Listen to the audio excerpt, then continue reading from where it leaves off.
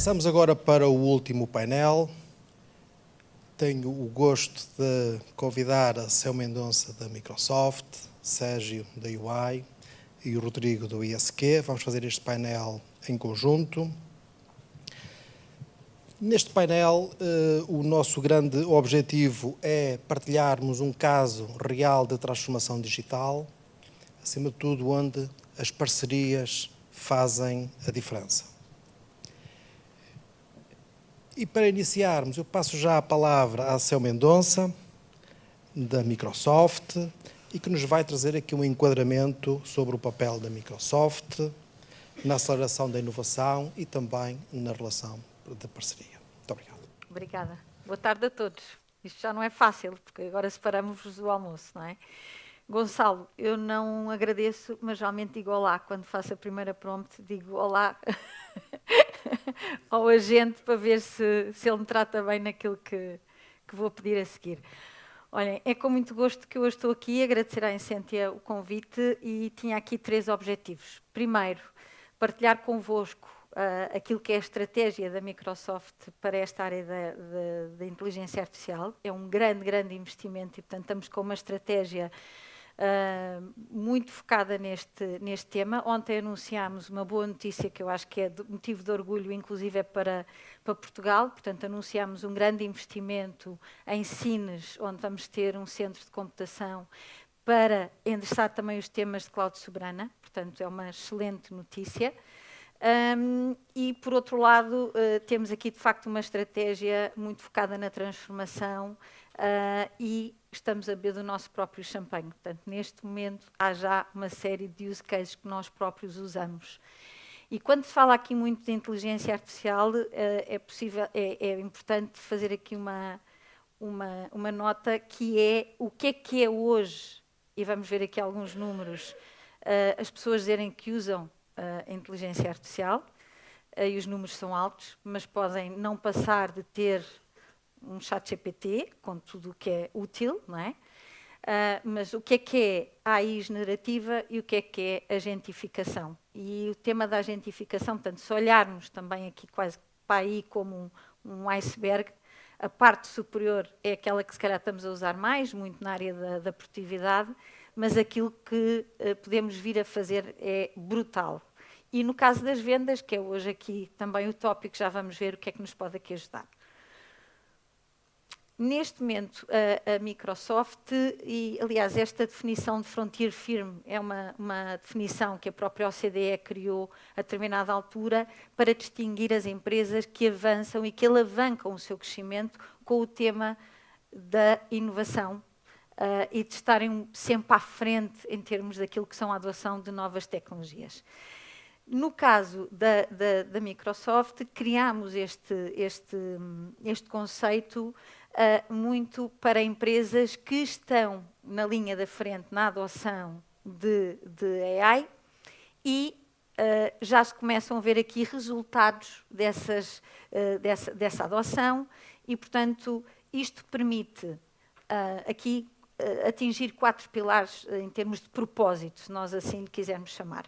Primeiro, enriquecer os colaboradores, dar poder às pessoas e conseguir passar de uma fase de tarefas muito mais rotineiras para tarefas de valor. Segundo, reinventa-se a forma como se interage com os clientes. E vamos ver aqui nos exemplos de vendas, isso é muito poderoso. Portanto, todos nós hoje temos experiências muito diferentes quando tentamos contactar até nós próprios enquanto compradores individuais. Refazer, reimaginar os processos de negócio. Isto vai ser muito transformador. Todo o landscape aplicacional pode ser transformado neste momento. E isto porque podemos pegar especificamente em determinados processos e agentificá-los, por exemplo. E isto é super poderoso. E, por outro lado, de facto, ter aqui uma alavanca acelerada relativamente ao tema da inovação. 2027, estamos a menos de 2 anos, não é? Os chefes, os Chief Sales Officers, dizem que vão, que querem ver nos próximos tempos o seu interface através de analítica sustentada em AI. Por isso, não deixa de ser curioso haver, por um lado, uma vontade grande de adotar este tipo de tecnologias, mas, por outro, na área das vendas ainda não estamos, ainda não é uma das áreas onde está, de facto, aqui a fazer o maior investimento. E é pena, porque neste momento já há use cases muito poderosos e que, de facto, permitem poupar muito investimento e trazer muito mais retorno, quer das equipas, quer mesmo retorno em termos de vendas e de resultados, e também já vamos ver aqui alguns números relacionados com isso. É uma oportunidade gigante para podermos transformar a forma como vendemos. Esta percentagem de utilização da AI que está relacionada com aquilo que eu falava há pouco convosco, que tem muito a ver com o Bring Your Own AI, não é? Muitas vezes não é a estratégia da empresa, é a própria pessoa que está a usar essas ferramentas. Isto é um perigo para as empresas, by the way, que é, por favor, tenham a vossa estratégia de adoção e definam o caminho, porque senão alguém vai tomar por vocês e nem que sejam a própria força de trabalho. Já se estimam ganhos de produtividade na ordem dos 20% na área de vendas e acredita-se que nos próximos tempos pelo menos 15% das decisões sejam tomadas com o suporte em termos de inteligência artificial. Esta tecnologia vai nos permitir também até resolver dores que vêm muito de trás. Por exemplo, os CRMs foi uma coisa que nunca ficou muito bem resolvida nas forças de vendas. Toda a gente tem queixas das horas da informação que tem que... sempre foi uma grande barreira à introdução dos CRMs, era a quantidade de informação que tinha que ser introduzida e depois, muitas vezes, sem vermos, não é? Entra lixo, sai lixo, não é? Portanto, ou então não entra informação, também não há capacidade de extrair. E hoje conseguem-se, com, por exemplo, com o Copilot, criar camadas de interação com o CRM, e neste caso, na Microsoft também é uma das nossas ferramentas, o Dynamics, permite que eu tenha aqui uma interface muito mais potente e muito mais simples em termos de user experience e muito mais poderoso naquilo que nos pode trazer. Outra mudança muito importante é que, em termos daquilo que é o funil de vendas tradicional, nós conseguimos ter uma capacidade de conversão de leads muito maior do que aquilo que conseguimos fazer até agora, e conseguimos ter uma intervenção das equipas de vendas numa fase mais focada naquilo que é a relação com o cliente e na negociação, porque conseguimos, na componente de angariação e de alimentação do funil de vendas, ter aqui ferramentas que nos permitem, como por exemplo hoje em dia, ter 24 horas sobre 7 soluções que permitem identificar targets de bases de dados de acordo com aquilo que eu quero endereçar em termos de vendas, consegue enviar mensagens, consegue enviar pitches de vendas, pedir para agendar reuniões e conseguir, inclusive, de uma forma automática, criar todo esse calendário, quer do lado do cliente, quer do lado do nosso lado. E isto isto é o paraíso, não é? Porque, no fundo, eu consigo ter aqui, com um investimento muito mais baixo, a capacidade de estar sempre a alimentar este funil.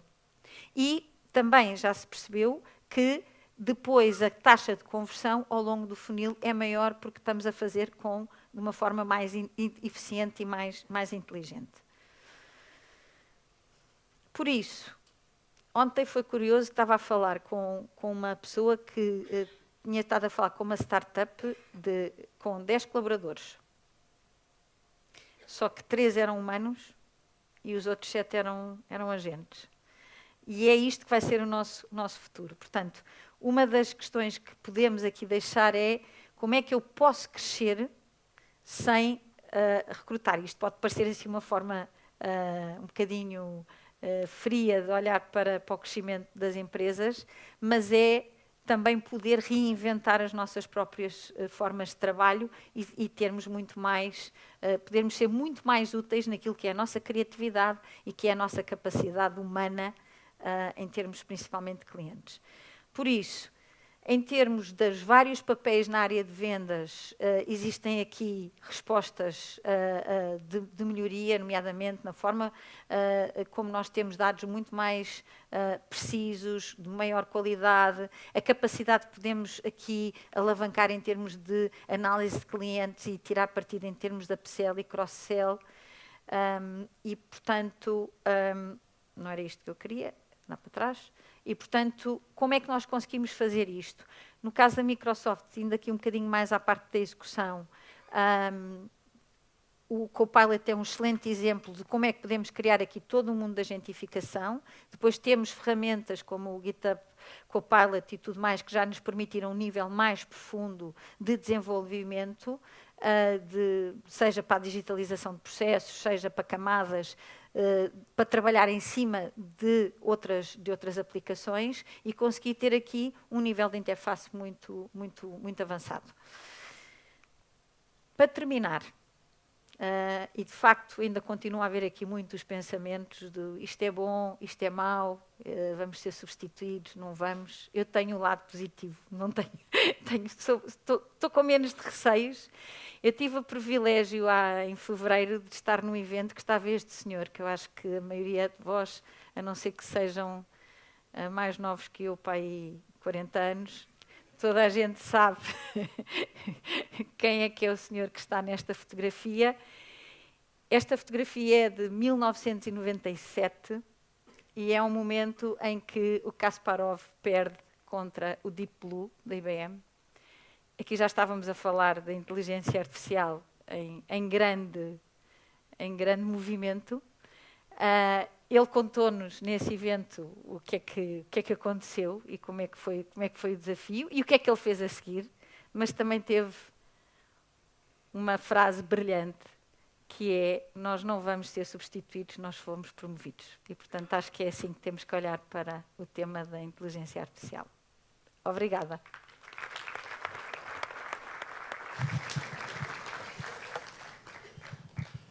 Obrigado, Céu. Depois deste overview, vamos descer ao terreno e com o Gonçalo vamos tentar mostrar como transformarmos uma caixa de e-mail genérica no motor de crescimento de vendas.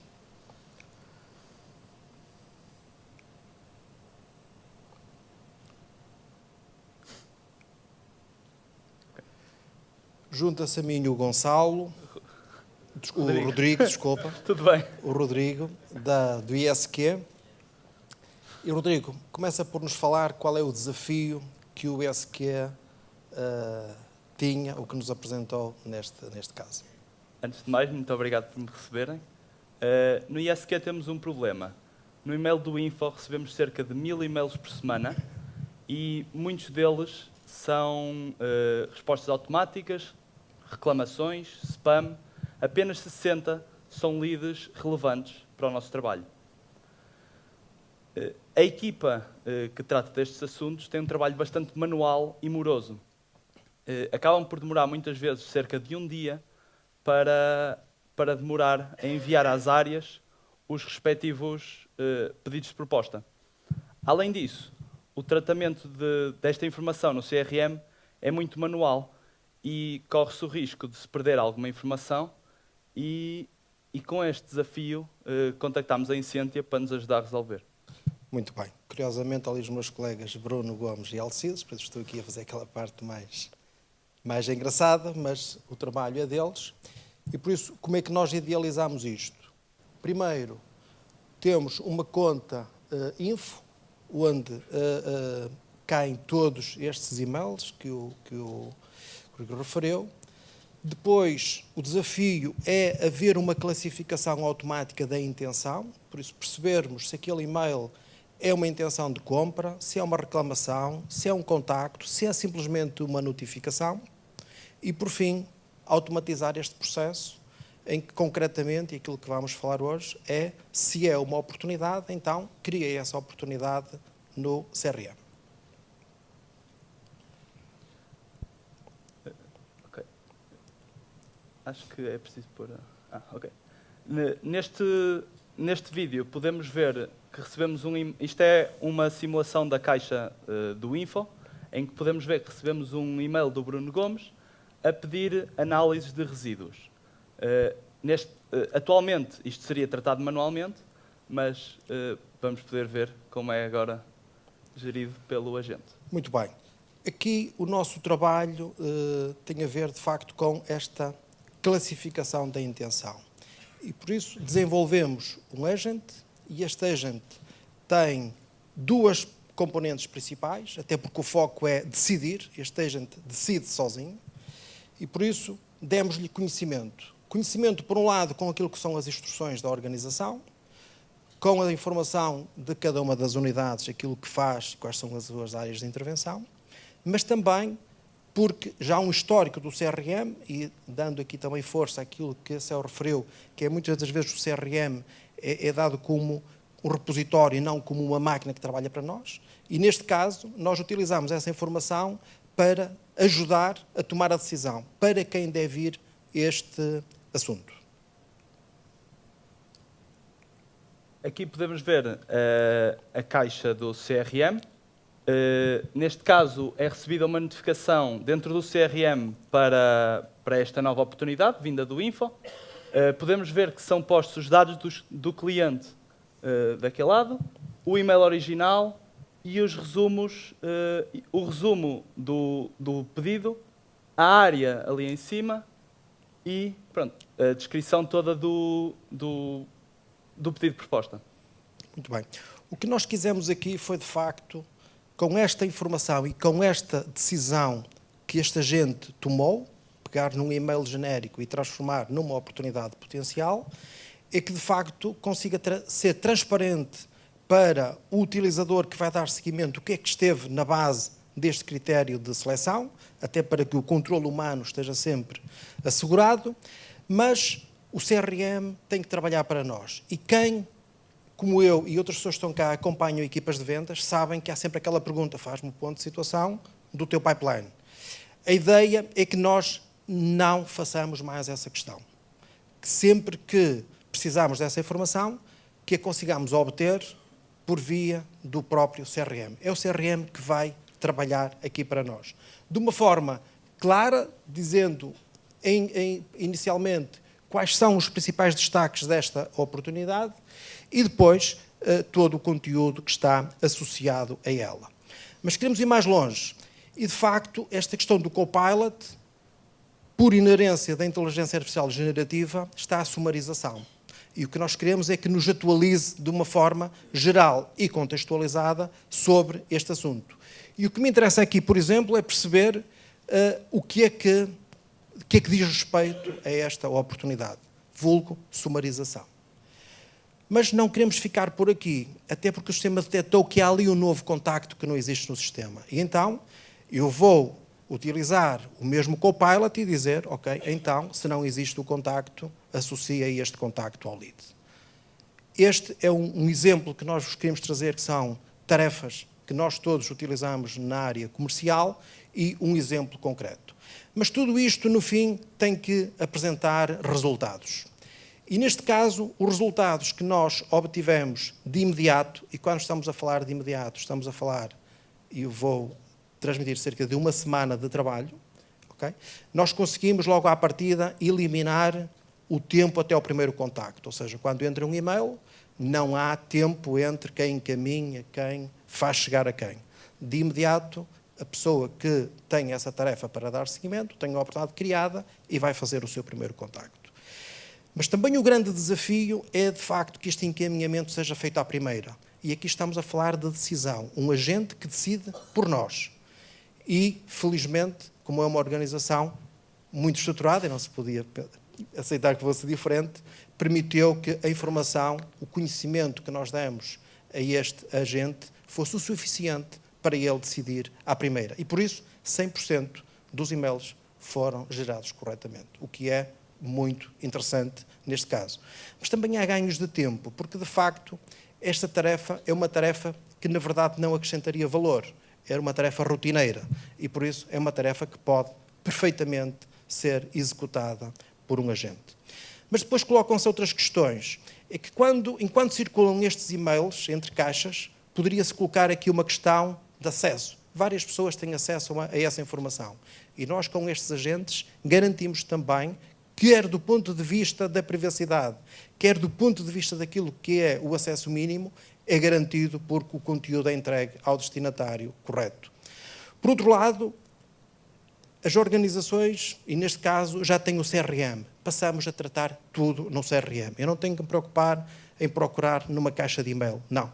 Toda a auditoria que eu preciso deste processo está no CRM. Por outro lado, tivemos aqui o cuidado de assegurar o controle humano. E o controle humano é dado no início, com as instruções que nós criamos, é dado com a aprendizagem contínua, por isso estes agentes têm esta capacidade de irem aprendendo à medida que as coisas vão acontecendo, e se há um encaminhamento errado, há uma alteração da operação de uma determinada unidade, à medida que o humano corrige, o sistema aprende e passa a executar com as novas indicações. Mas depois, há aqui também um aspecto importante, é que nós não queríamos que houvesse fricção neste processo, que fosse transparente para o utilizador. Os utilizadores já trabalham com Outlook, já trabalham com o CRM, já trabalham com o Teams, já trabalham com o universo das ferramentas de IT que normalmente dão o seguimento. E neste caso, para o utilizador, não houve necessidade de mais aplicações, não houve necessidade de mais formação, não houve sequer necessidade de investimento do ponto de vista de licenças. Este é o caso que nós vos trazíamos. Muito obrigado. Obrigado. Espero que tenham gostado, mas estes processos, e usando uma notícia que tem circulado muito, que é 95% dos projetos de inteligência artificial falham, o nosso posicionamento é o contrário, é pegar nos 5% que funcionam, os 5% que realmente criam valor para as organizações. E por isso convido o Sérgio Ferreira, que de facto nos vai falar um pouco sobre esta questão de levar valor. Sérgio, só uma nota, tens mesmo os 15 minutos. Tenho 4 Nós é que não acertamos. Está bem? Obrigado. Posso só ficar então com... Preciso falar para aí, não? Olá, boa tarde. Primeiro que tudo, um obrigado muito sentido ao João e ao Carlos pelo convite e também ao Sérgio por ter aceitado o convite de estar no palco a partilhar parte daquilo que vamos falar aqui. E também ao ISQ, que aceitou o desafio de, numa semana, conseguirmos fazer aqui um projeto, mini projeto, mas que tentava ser exemplificador do potencial que a tecnologia está a trazer. Começo só com um conceito e eu trago sempre muitos conceitos porque acho que eles são importantes nesta altura em que estamos numa transformação e provavelmente até numa revolução industrial, uma quinta.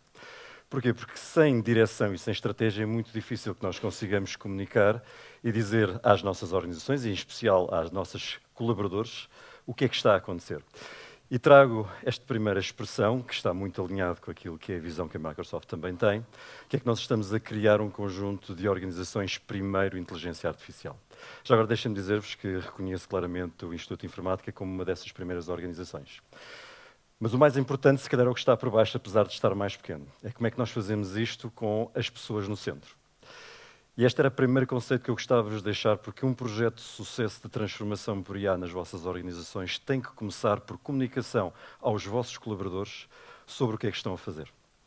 Se estão a fazer automação, se estão a fazer aumentar aquilo que é a capacidade de produtividade e eficácia na organização, provavelmente, se não o disserem como é que o vão fazer e como é que os vossos colaboradores fazem parte dessa jornada, aquilo que eles vão pensar é que eles vão me substituir. E por isso esse é um primeiro momento importante para que os projetos corram bem. Porque estes projetos de inteligência artificial fazem-se com pessoas, para pessoas, e se por isso elas não estiverem comprometidas desde o início a colaborarem, porque é nelas que começa o processo de transformação, os projetos não vão ser bem-sucedidos. E por isso este é o primeiro conceito que vos trazia. Estamos a falar de tecnologia, mas é um projeto que claramente envolve pessoas, que precisamos do know-how, que cada um de vocês tem e que nas organizações existe para transformarmos. Neste caso estamos a falar de vendas, mas de marketing, de operações, de logística, de atendimento a cliente. E são estas as pessoas que, ao tentarem redesenhar o seu processo, vão poder identificar onde é que estão as oportunidades de automação. Deixem-me então continuar com o que é que acontece aqui.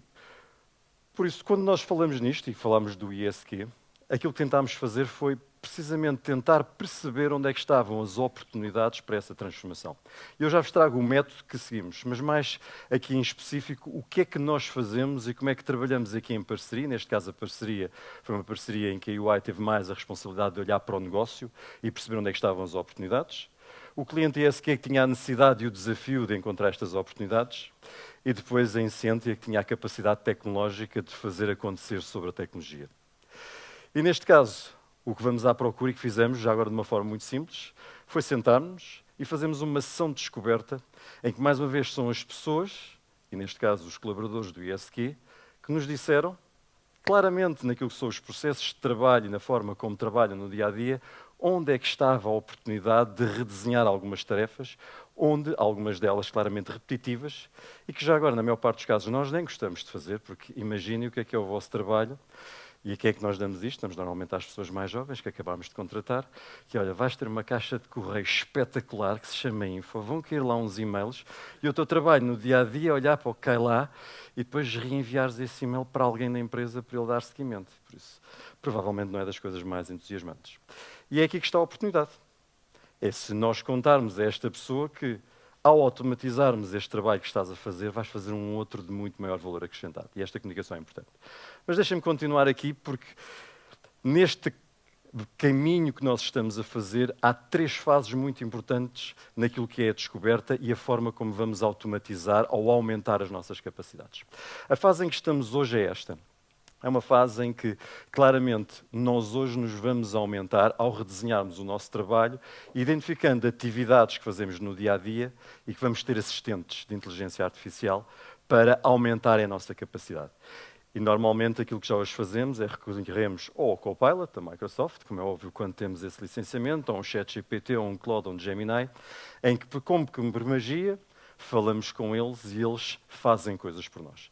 Esta é uma primeira fase e, claramente, julgo que a maior parte de nós nesta sala está familiarizado e utiliza em grande escala. Claro? Eu julgo que sim. Por isso, deixem-me dizer-vos o seguinte, eu não sinto que esteja hoje um ser humano diminuído, pelo contrário. Acho que estou aumentado. Não digo que trabalho nisto todos os minutos, mas trabalho todas as horas do dia com uma máquina que me aumenta. Isso não quer dizer que eu fiquei pior. Na realidade, eu tenho que reconhecer que acho que faço hoje coisas com muito mais qualidade que não seria capaz de fazer se não utilizasse estas máquinas. E esta é a primeira fase de literacia e fluência em inteligência artificial que é importante vocês levarem para as vossas organizações. Se não o fizerem, as vossas pessoas não vão perceber como é que redesenham o seu trabalho. E esse provavelmente é o maior risco, não só para elas, mas também para a vossa organização. Que é, se elas não o fizerem, os concorrentes e as outras empresas vão fazê-lo, quer dizer que a vossa competitividade e diferenciação vai cair. Esse provavelmente é o maior risco hoje da velocidade a que vamos de transformação. Mas deixem-me só mostrar-vos o que é que vem a seguir. A segunda fase, que claramente ganhou escala em 2025, é esta da agentificação. E é um momento em que nós nos vamos habituar, em que nós estamos a utilizar apenas um ChatGPT, que é um assistente, mas estamos a criar um conjunto de agentes de inteligência artificial que vão ser os nossos colegas digitais. De forma muito clara, o que isto quer dizer é que nós temos que nos habituar que os organogramas das nossas organizações mudaram. E por isso não vão ter só caras de pessoas, vão ter também colaboradores e colegas digitais. Eles vão trabalhar ao nosso lado, a fazerem parte do trabalho que nós hoje víamos seres humanos como nós a fazer. Isto vai ter que fazer parte do nosso dia-a-dia. Este é o novo mundo do trabalho. É um mundo do trabalho em que nós trabalhamos com outros agentes a fazerem a mesma coisa que nós. E se olharmos só um bocadinho mais à frente, e diria que isto vai acontecer durante os próximos 2 a 3 anos, e é isto que temos que nos preparar, aquilo que vai acontecer na transformação do nosso trabalho é que nós vamos ter que nos habituar a ser chefes de agentes. Por isso, a maior parte de nós hoje lidera e gera pessoas, vamos ter que começar a saber gerir uma força de trabalho digital. E já agora parece ficção científica, mas vai acontecer muito mais rápido do que nós estamos a imaginar. E por isso, o que é que isto quer dizer para cada um de nós? é que as nossas competências de hoje provavelmente não são suficientes para aquilo que vai ser necessário daqui a 2 ou 3 anos. E por isso vocês têm na organização hoje uma pessoa que é aquele guru e especialista do Excel, que faz pivot tables dinâmicas maravilhosas. Deixem-me dizer que deixa de ser necessário. O que vamos precisar é de pessoas que claramente deixam de ser estes especialistas em áreas específicas, porque as máquinas claramente fazem isto muito melhor do que nós. E vamos precisar é ter a capacidade de saber ser empático, gerir pessoas, liderar as mesmas, desenvolver. E é muito mais aquilo que é a capacidade de empatia humana, criatividade e inteligência emocional que vai ser precisa. Mas deixem-me continuar para, provavelmente, algo que é mais relevante para isto, que é levarem daqui passos para o sucesso para isto acontecer.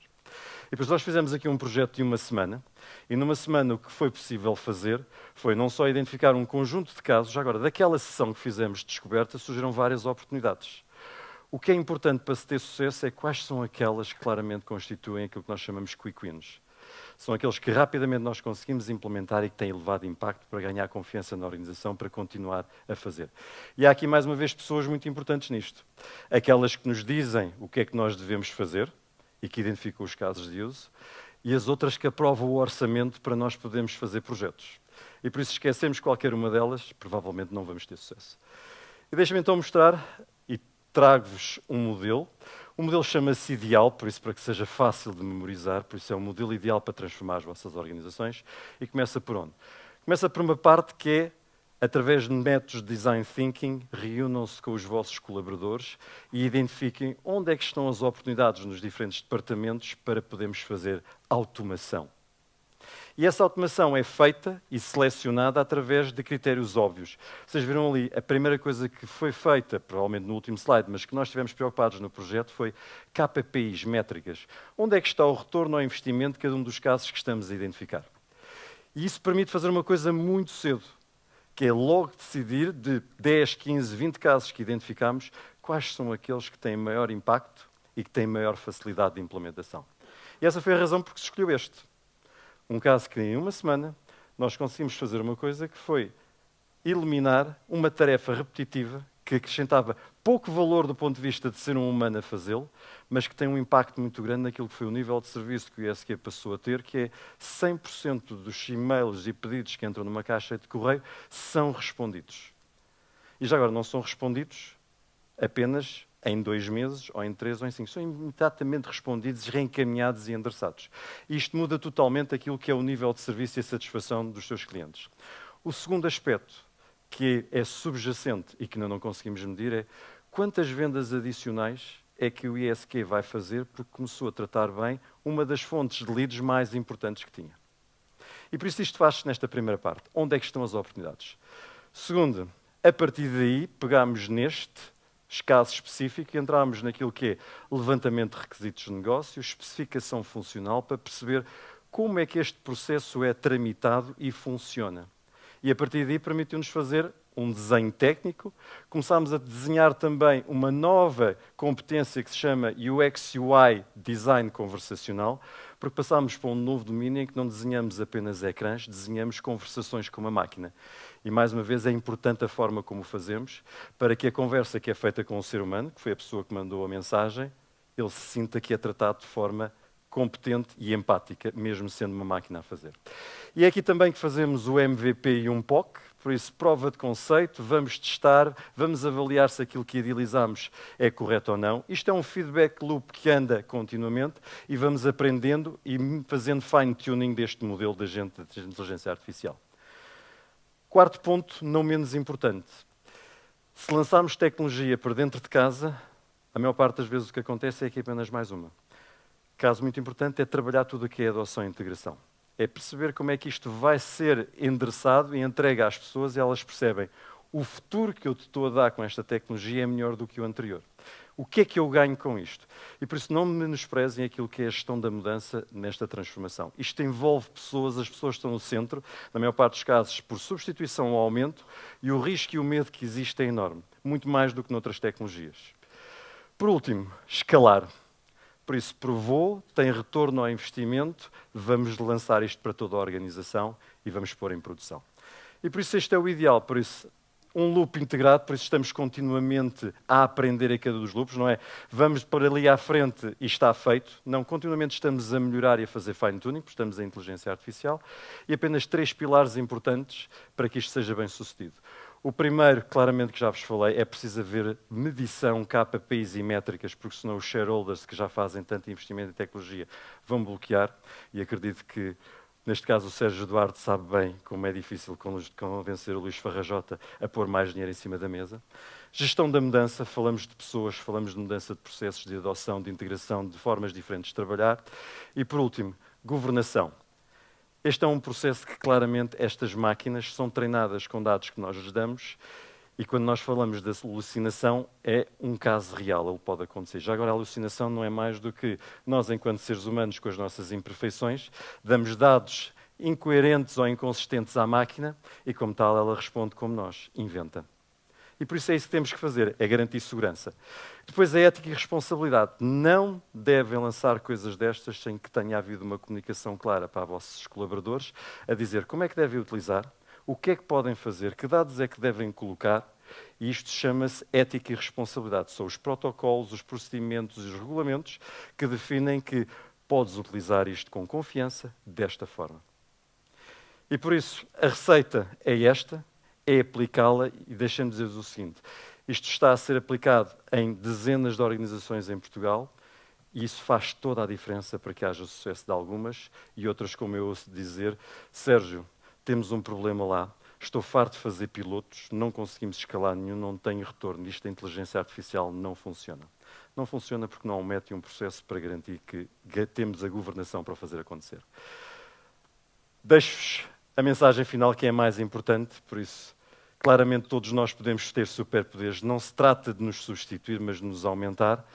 Mas deixem-me dizer-vos, há parte daquilo que nós fazemos vai ser substituído e temos de nos habituar com isto. Só para fazer um paralelismo, nós vivemos pouco tempo para nos lembrarmos daquilo que são substituições, mas quando veio a eletricidade, e em especial quando a Henry Ford implementou a sua fábrica, transformou e redesenhou a forma como trabalhávamos na era industrial, como deve imaginar, foram muitas pessoas que deixaram de trabalhar nas fábricas como trabalhavam anteriormente, porque ele mudou todo o processo de trabalho, não substituiu apenas o motor de energia elétrica por aquilo que lá estava de vapor.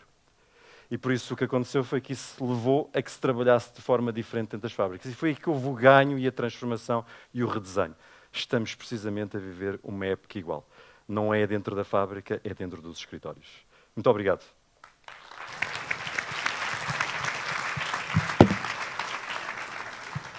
Muito obrigado, Sérgio. E encerramos.